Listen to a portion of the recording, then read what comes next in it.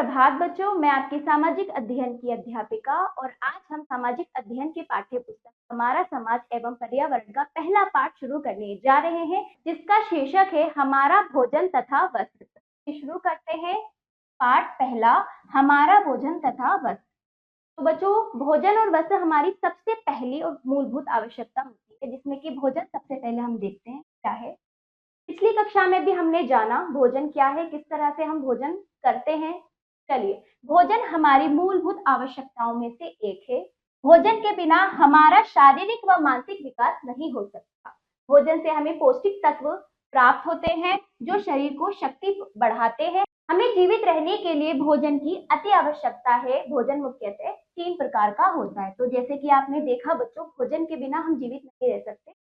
भोजन हमारे लिए बहुत जरूरी है, हमारे शरीर के लिए, हमारे मस्तिष्क के लिए।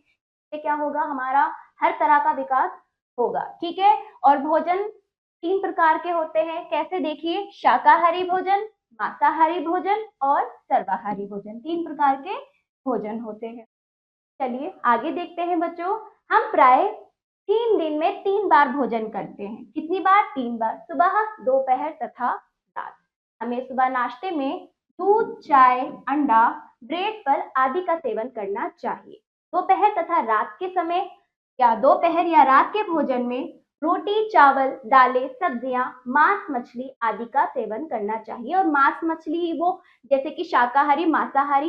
जो शाकाहारी, कुछ लोग शाकाहारी होते हैं और कुछ मांसाहारी, वो अपने अनुसार जिनको जैसा भोजन अच्छा लगता है वो वैसे ही। ठीक है। फिर आप फलों में भी देखिए, जो भी भोजन क्या है बच्चों, जो भी आप खाते हैं, जो खाद्य पदार्थ है या फिर खाने वाली चीजें भोजन कहलाती है। उसमें आपके फल भी आ जाते हैं। ठीक है, रोटी, चावल, दालें आदि आ जाते हैं। और आगे देखिए, फलों में सेब, अमरूद, केला, अंगूर, नाशपाती, पपीता, आम आदि फल हैं। ठीक है, ये भी खाए जाते हैं। फलों का सेवन मौसम के अनुसार करना चाहिए। रात में भोजन हल्का लेना चाहिए। भोजन को स्वादिष्ट बनाने के लिए उसमें नमक, मिर्च, मसाले, घी आदि का प्रयोग किया जाता है। ठीक है। भोजन के साथ सलाद जैसे मूली, टमाटर, गाजर, खीरा आदि भी लेने चाहिए। सलाद से हमें आवश्यक खनिज एवं विटामिन प्राप्त होते हैं। तो इस तरह से हमारे भोजन के तरीके, किस समय हमें कैसे भोजन करना चाहिए, किस समय हमें हल्का भोजन करना चाहिए और कितना, किस मात्रा में करना चाहिए, यहाँ तक हमने देखा। चलिए आगे देखते हैं। हमें प्रतिदिन संतुलित भोजन करना चाहिए। ऐसा नहीं कि आपने मतलब कुछ चीजें हद से ज्यादा, कोई अत्यधिक चीजें खाना, बस हद से ज्यादा खाना।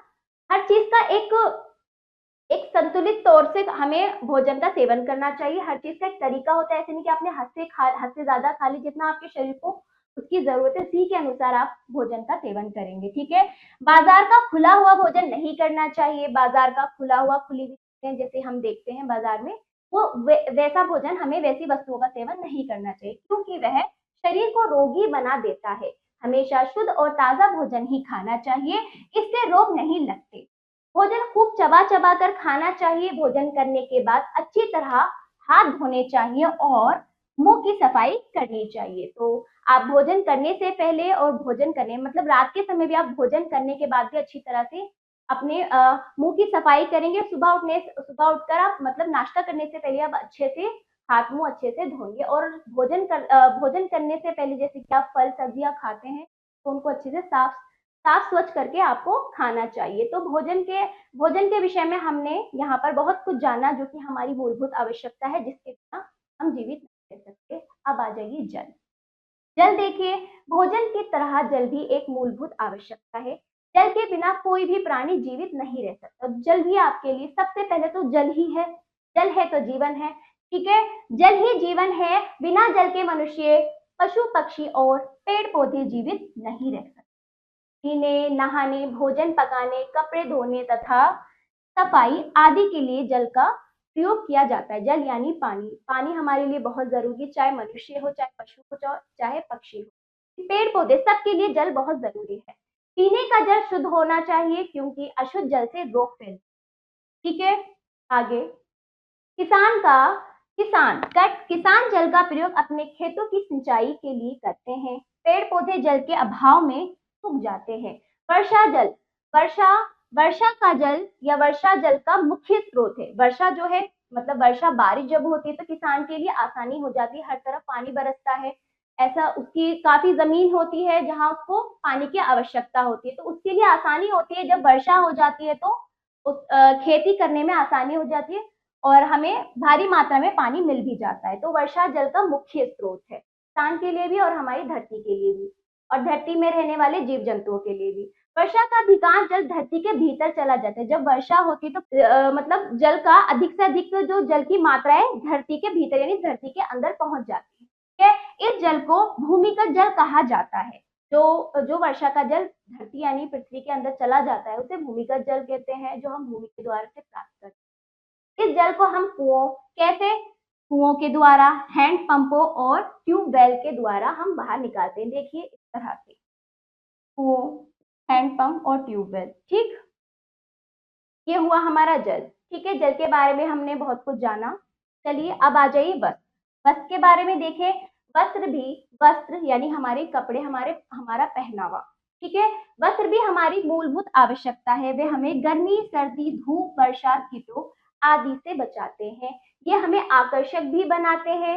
वस्त्र हमारे सभ्य होने की पहचान है। ठीक है, पहचान भी कराते हैं। पुलिस के सिपाही, जैसे पुलिस के सिपाही आप देखते हो, पुलिस के सिपाही, सैनिक, डॉक्टर, डाकिया, नर्स, किसान, बस ड्राइवर, विद्यालय के छात्र तथा साधु सन्यासी आदि की पहचान उनके विशेष वस्त्रों से ही होती है।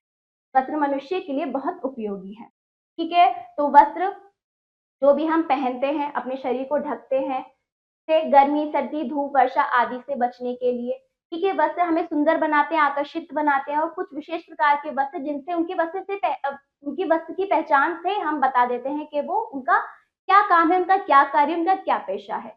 ठीक है, ये देखिए कितने सारे वस्त्र जैसे कि हम जानते हैं, हम अपने आम जीवन में देखते हैं, पहनते भी। ठीक है, वस्त्र मौसम एवं जलवायु के अनुसार पहने जाते हैं।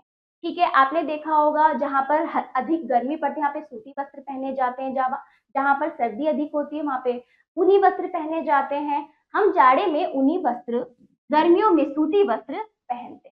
हम रेशम, टेरिकॉट व नायलॉन आदि के वस्त्र भी पहनते हैं। ठीक है, हम रेशम, टेरिकॉट व नायलॉन आदि के वस्त्र भी पहनते हैं। कई प्रकार के वस्त्र, भिन्न भिन्न प्रकार के वस्त्र आ रहे हैं। ठीक है, सूती वस्त्र गर्मी में शरीर को ठंडा रखते हैं, ऊनी वस्त्र जाड़ों में शरीर को गर्मी पहुंचाते हैं। वर्षा ऋतु में गीले होने से बचने के लिए बरसाती या रेनकोट पहना जाता है। आपने देखा होगा जब तेज वर्षा होती है तो कुछ बरसाती जैसा वस्त्र पहना जाता है, जिससे कि हम क्या है बरसात से बचते हैं, गीले होने से बच जाते हैं। ऐसे वस्त्र जिसमें हम वर्षा में गीले होने से बचते हैं उसे बरसाती या रेनकोट कहा जाता है। वस्त्रों से राज्यों की भी पहचान होती है। जैसे राजस्थान एवं गुजराती स्त्रियां घाघरा चोली पहनती हैं। तो अलग अलग राज्य, हमारे देश में अलग अलग राज्य हैं, वहां के पहनावे भी अलग है, वस्त्र सबके पहनने ओढ़ने का तरीका अलग है। तो हम वहां के तरीके से अंदाजा लगा सकते हैं कि वो किस राज्य से। ठीक है, पंजाब की स्त्रियां सलवार सूट तथा उत्तर प्रदेश में साड़ी पहनती। ठीक, साड़ी ऐसा परिधान है जिसे विभिन्न विधियों से पहना जा सकता है, विभिन्न तरीकों से पहना जा सकता है। कई तरीके होते हैं साड़ी पहनने के। हमें साफ और धुले हुए वस्त्र पहनने चाहिए। ऐसे वस्त्र शरीर की सुंदरता बढ़ाते हैं और बीमारियों से बचाते हैं। चाहे आपका वस्त्र पुराना हो लेकिन साफ धुला हुआ हो, इस्त्री हुआ हो, और आप जब उसे पहनते हैं तो वो आपकी शोभा भी बढ़ाते हैं। और हमें साफ सुथरे वस्त्र पहनने चाहिए। गंदे वस्त्र पहनने से आप रोगों के शिकार हो जाएंगे। तो इस तरह से हमें साफ सुथरे वस्त्र पहनने चाहिए। तो इस पाठ में हमने देखा बच्चों वस्त्रों की उपयोगिता, जल की महत्वता और भोजन कितने प्रकार का हो, ये सब हमने इस पाठ में अच्छे से सीखा जाना। चलिए बच्चों, ये पाठ समाप्त होता है। अब आ जाइए अभ्यास की बारी। चलिए शुरू करते हैं अभ्यास। पहला देखिए, सही विकल्प पर सही का चिन्ह लगाइए। तो देखिए बच्चों, हमारी मूलभूत आवश्यकता है भोजन, वस्त्र, जल, ये सभी। हाँ देखिए, वर्षा जल चला जाता है किसमें, भूमि में। अगला, वस्त्र हमें बचाते हैं किससे, धूप से, वर्षा से, दोनों से। हाँ देखिए बच्चों, हमें वस्त्र पहनने चाहिए। कैसे वस्त्र पहनने चाहिए, स्वच्छ। चलिए अभ्यास दूसरा, रिक्त स्थानों की पूर्ति कीजिए। शब्द दिए गए हैं, खाली स्थान आपको भरने हैं। पहला देखिए, क, भोजन करके हम डैश रहते हैं। क्या रहते हैं,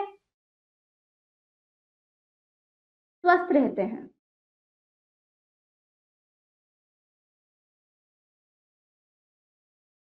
हाँ, देखिए भोजन के साथ डैश भी लेना चाहिए। सलाद। देखिए किसान जल से डैश को सींचते हैं। फसल।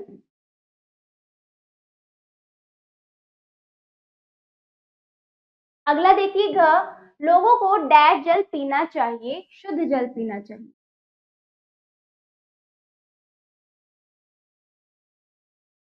अंगा देखिए डैश हमारी मूलभूत आवश्यकता है। भोजन तथा वस्त्र।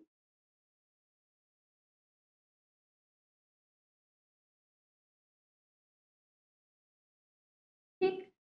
देखिए हमें डैश व धुले हुए वस्त्र पहनने चाहिए। साफ।